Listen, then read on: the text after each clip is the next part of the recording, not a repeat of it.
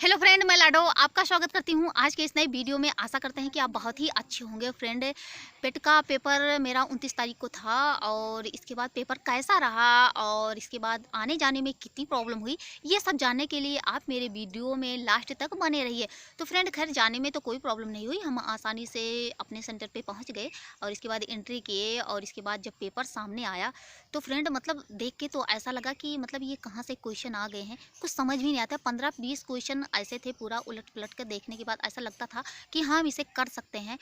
और इसके बाद तो फिर इस तरीके से था कि इसे तो हम कर ही नहीं सकते।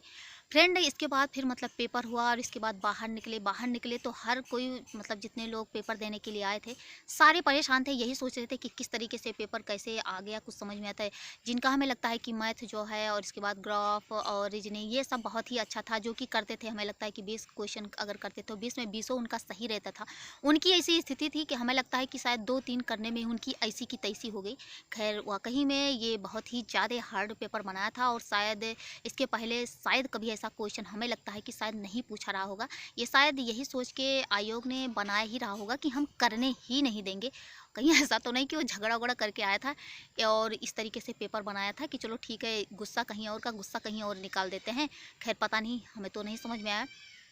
खैर इसके बाद जब फ्रेंड मतलब सभी लोग पेपर दे के निकले, उसके बाद हर किसी के चेहरे पे सिर्फ और सिर्फ उदासी ही दिख रही थी। और बहुत से फ्रेंड तो ऐसे थे कि वहीं पर ही बैठ के इस तरीके से रो रहे थे। और ख़ासकर हमें लगता है कि लड़के की हम बात कर रहे हैं, लड़की तो शायद नहीं रो रही थी, लेकिन लड़के इस तरीके से रो रहे थे, ऐसा लगता था कि उनके घर में कौन सी ऐसी विपत्ति आ गई है।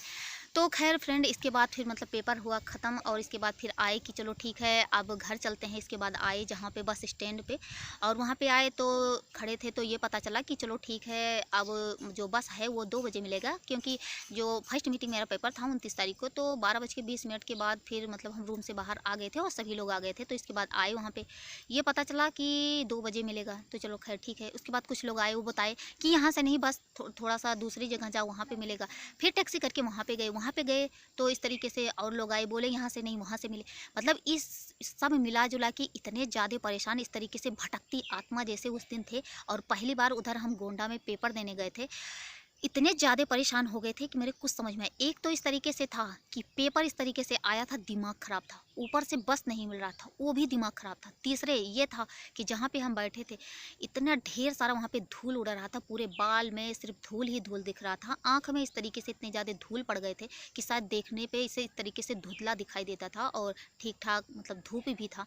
इतनी ज़्यादा प्रॉब्लम हुई, उसी तरीके से भटकती आत्मा जैसे बने रहे और बहुत परेशान हुए। और इसके बाद जाके बस मिला 4:30 बजे और हमें अपने घर पे पहुंचने में हमें लगता है कि कब पहुंचे हैं, 7 बजे हम आके अपने घर पे पहुंचे। सोचिए फ्रेंड, इतनी देर तक हम वहाँ पे परेशान थे।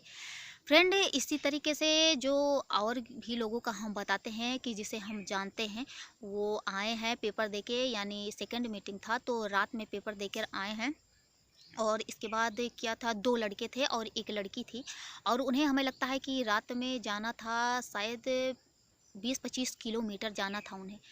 और इसके बाद वो लोग वहाँ से, पहली बात तो वहाँ पे सवारी ही नहीं मिलती, क्योंकि 9:30 बज गए थे रात में, तो सवारी ही ना मिलती।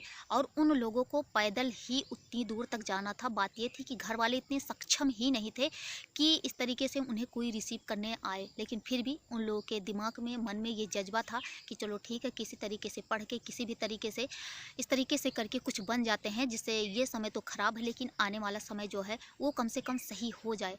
तो फ्रेंड, वो 9:30 बजे में वो तीनों लोग, खैर 2 लड़का था और 1 लड़की थी, सोचे लड़का था तो चलो ठीक है, बट लड़की 9:30 बजे, और वो लोग इतनी दूर तक इसी तरीके से तीनों गए हैं।